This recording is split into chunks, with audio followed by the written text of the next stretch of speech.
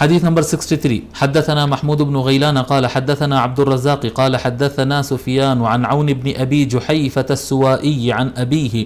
رضی اللہ عنہ قال رأيت النبی صلی اللہ علیہ وآلہ وسلم وعلیہ حلة حمراء۔ حضرت ابو جحیفہ السوائی رضی اللہ تعالیٰ روایت فرماتے ہیں، حضرت ابو جحیفہ کے بارے میں ہم لکھ چکے ہیں۔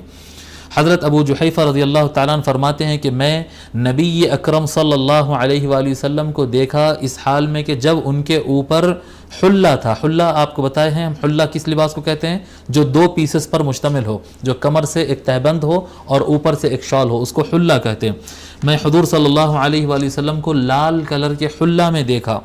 کأنی انظر الی بریق ساقیہ،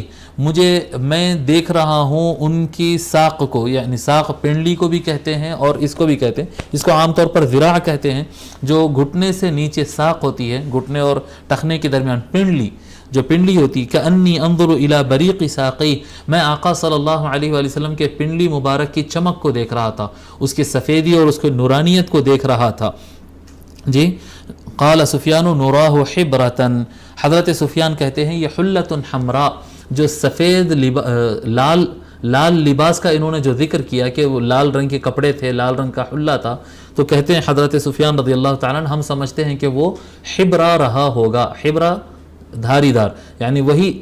آقا صلی اللہ علیہ وسلم لباس پہنے ہوئے، اس کے اوپر لال کلر کی لائننگ رہی ہوگی، جس کی وجہ سے وہ ان کو لال کپڑے کہہ رہے تھے۔